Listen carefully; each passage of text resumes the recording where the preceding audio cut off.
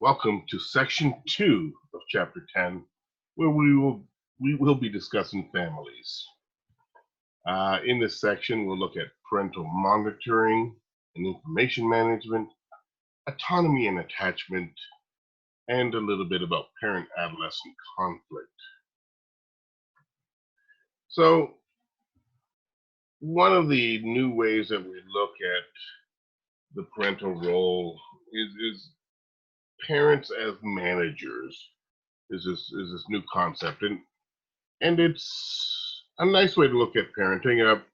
We often act in a managerial role with children and adolescents, where we help to manage their lives. If you think about looking after a child, you choose their meals for them and their meal times. You tell them when to do their homework and when to go to bed. And you make play dates for your children when they're young. You really manage many of their activities and their the segments that make up their life and many of the choices. As children grow into adolescence, you still take on a managerial role, while given more freedom to the adolescent. And so, as it says here, some of the things a parent may do is supervise the adolescent's choice of social settings, activities, um, friends, academic efforts. I mean, you're not choosing the friends, you're not choosing the activities. You're supervising. You're using the term supervising here, where you're giving the basic control over these decisions to the adolescent, but you are there in a managerial role to supervise and to add your input and give your approval and things like that. The last couple mentioned here, engaging later in sex and using condoms may be managed or supervised by the parent, and curbing alcohol use in depressed teens. Um, anyway, so parents as managers is just about keeping tabs on your adolescent, knowing what they're doing, supervising their choices that they make, and offering your input when it's needed. When parents engage in positive parenting practices, such as taking on a managerial role, adolescents are more likely to disclose information to them. So research shows that if there's a high level of trust and acceptance and relationship quality between the adolescent and the parent, the adolescent's much more likely to disclose their whereabouts and who their friends are and what activities they're engaged in, etc. So this leads to the parent, being able to take on this supervisory role if the adolescent's disclosing where they're hanging out, where they're heading to, which friends are they meeting up with, etc. And that, once again, that comes about if you maintain a high level of relationship quality, a high level of trust in the relationship, and in acceptance of your child and your teenager. Okay. Autonomy and attachment is the next topic, and these are terms that almost seem like opposites, and yet the goal is to incorporate both into the adolescent's life. Autonomy is independence or freedom, whereas attachment is well, attachment is being close to somebody. So I mean, on one hand, you have independence, which is going on your own. Attachment is being with somebody or close to them, and the goal in today's world is that the adolescents should grow up and have both of these in their lives. Um, it is a balancing act, though, in a sense. As it says here, parents must weigh the needs for autonomy and control, independence and connection. So autonomy versus control. You want to have some control as a parent, but you want to grant autonomy. You want to grant freedoms to the adolescent so that they're making their own choices, even though you want some control. So it's a balancing act between the two, just like between independence and connection. You want your teenager to be independent, but you want them also to be connected to you, to be coming to you for parental advice and things like that. As adolescents are growing up, they will push for autonomy. Adolescents want more freedoms than they had as children. This will, as it says here, frustrate and puzzle some parents. It is natural though, and it is part of the parental role is to accept this push for autonomy. That not to give into it, not to necessarily grant all the freedoms in the world to an adolescent. I mean, we need some aspect of monitoring and managerial and having a managerial role, but you but it's very important for the teen, for the adolescent, to feel like they have a sense of autonomy. They want to be able to make decisions, as it says here, and spend time with their friends. So the adolescent's ability to attain autonomy is acquired through appropriate adult reactions to their desire for control. So as parents need to respond appropriately to the adolescent's push for autonomy. And one way that this is done is through what's called co-regulation. And co-regulation is that a parent gives, you know, kind of day-to-day control to adolescents where they can handle it. And it actually, the co-regulation should really start during childhood. You give like small decisions to your child as your child's going into middle and late childhood.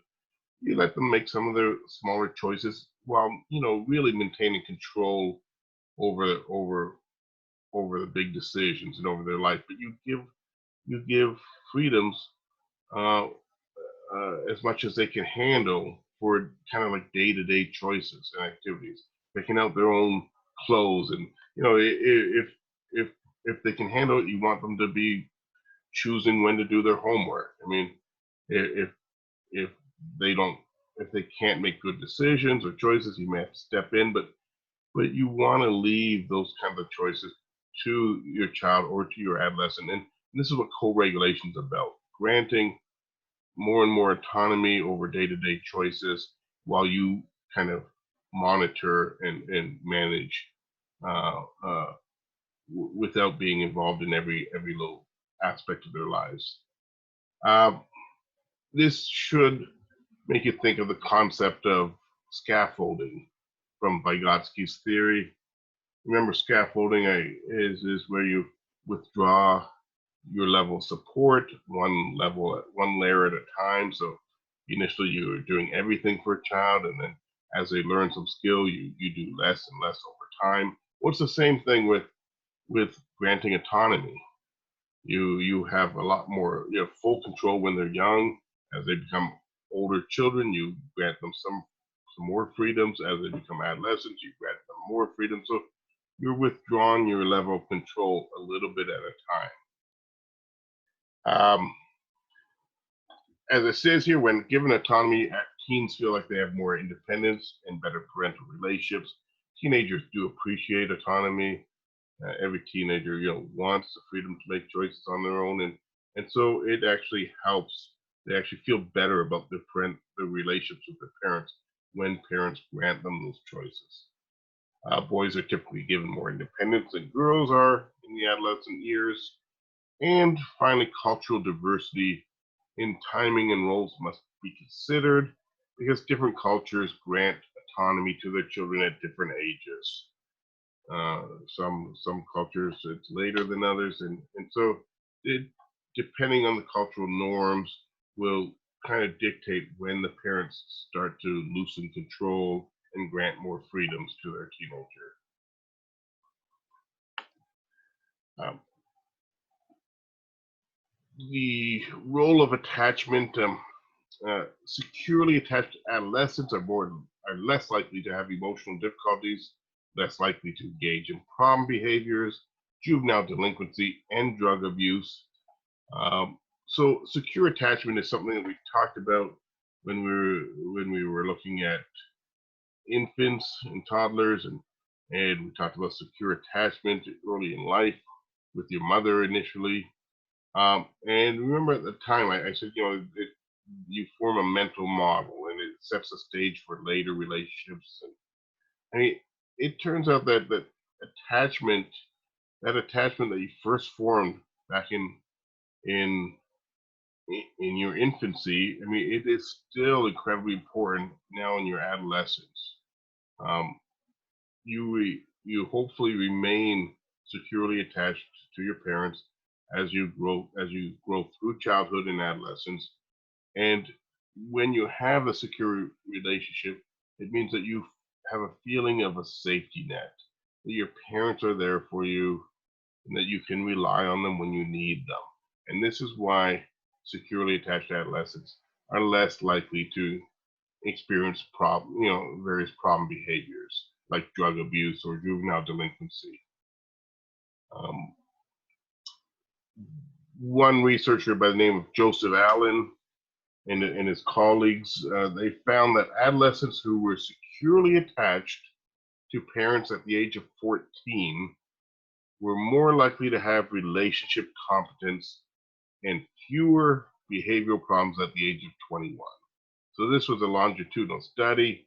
And so those that were securely attached to 14, more likely to have relationship competence and fewer problems, behavioral problems at the age of 21. So it just showed that there's long-term benefits to a middle-aged adolescent being securely attached to their parents. That it helps with their future outcome as they move into emerging adulthood. Um, okay. Parent-adolescent conflict. I'm not really getting in depth into this, but just to touch on it, as it says here, most of the conflicts that go on with adolescents are over everyday kinds of things, like what the adolescents wearing, what their room looks like, their homework, curfew, meal. Yeah, I don't know, their choices of food and meals and time with their friends, etc. Uh, it's rarely that you get conflict around such issues as drugs and alcohol and sexual behavior. Unfortunately, I mean, this we live in a society where it's not common that parents and adolescents and their adolescents talk about such such issues. It is more common in certain other societies that are kind of more open minded and but we tend to be a little in the U.S. here. We tend to be a little bit prudish in a sense as parents around such topics, and so those are often the unspoken topics of adolescence. And when parents worry about whether their adolescents involved in drugs or alcohol or sexual behavior or things like that, I mean, it often don't tackle it directly, but it comes out in squabbles over other things. Um, okay, I'm going on. This is our final slide concerning families, and I think this is so true. I want to kind of stress this: the old versus the new model of autonomy and attachment, in kind of how things have changed uh, as far as how we look at the growth of adolescence into adulthood.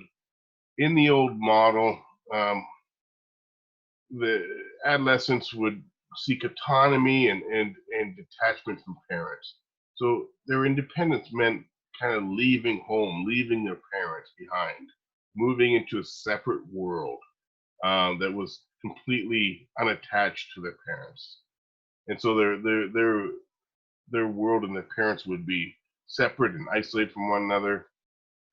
In the old model, we saw conflict as intense throughout adolescence, um, and that we believed as when I say we, I mean we as researchers and we in psychology believe that it was normal to have intense storm and stress throughout adolescence.